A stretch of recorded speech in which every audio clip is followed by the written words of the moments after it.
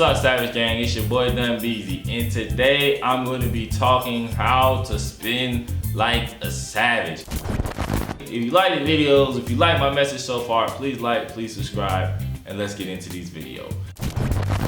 The most important part about this video is not going to be how to spin, it's going to be the things that I came to understand as a spinner and things that helped me learn how to spin that I believe are going to help you learn how to spin faster than me, because it took me years to spin. Spin hack number one, it took me years, literal years of spinning by myself to really get solid at it. One time I met a famous JB skater. He told me, he was like, hey yo bro man, I spent entire sessions spinning.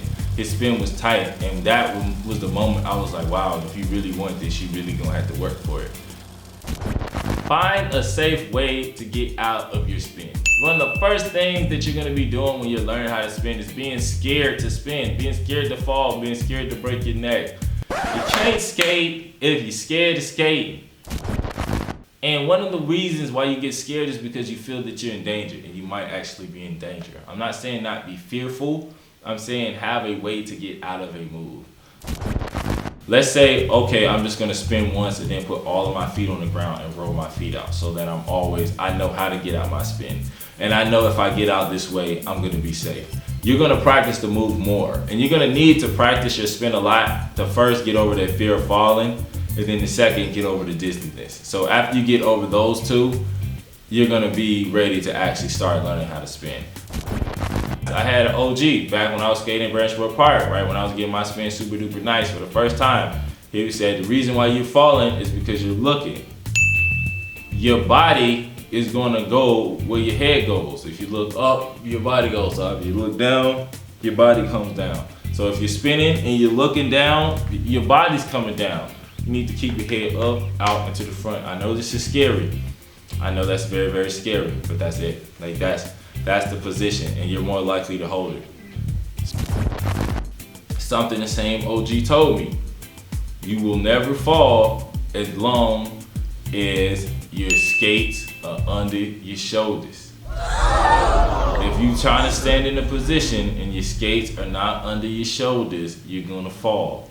And that's the next thing that I really try to do. I really focus on keeping my skates under my shoulders as I'm turning with the broom, as I'm keeping my feet together.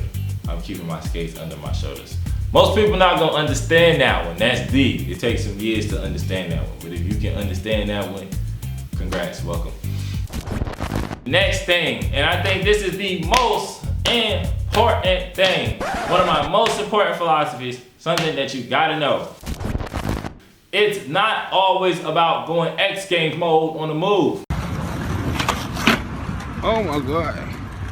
Oh my God, he on X Games mode. Spin small. Back when I first started spinning, I would just try to do one. Okay, one. Turn, back to the front. That's one. And that was my practice, that was my rep. And after I got good at just doing one turn, one spin, and stopping to the front, I do two. And then I do three. And then I would start maybe trying to go for different time trials, trying to spin longer. So start small.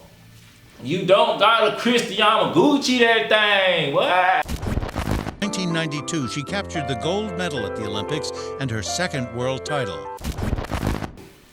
To really learn a move, to really get something, sometimes it's about learning small, silly moves that help you build up to it. And for the spin, there are tons of moves that are just like half a turn or 3/4 of a turn or a whole turn to really practice.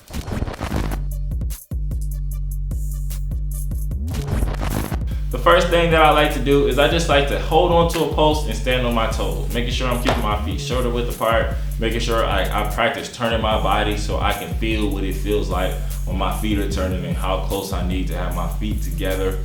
And sometimes I take my hands off of the rail just to check my balance, because to really be able to spin, you gotta be able to stand on your toes. And you have to really have a good idea of how to stand on your toes. So I do that, and then I kind of walk around my toes in a figure eight just to practice the turns and just to practice actually being balanced. Because I know some people spin on their toe and on their heel. It's the same concept. Can you balance on your toe and your heel just standing there? Because if you can't, then you can't spin doing it. The next thing you're gonna do, you're gonna practice your corkscrew spin. I have a tutorial for that. It's right here. Boop! The thing about the corkscrew spin is it helps you get the body motions. It helps you practice standing on your toes. And it gives you some time to just wrestle with the dizziness, but it's so much less speed, it's so much safer, it's so much easier to stop. Well, anyway, if you like the video, if you think the spin hacks were helpful, if you want to rush out right now and try it, please let me know down in the comments below. And also, please like, please subscribe, please share. And well, until next time, adios, Savage Gang.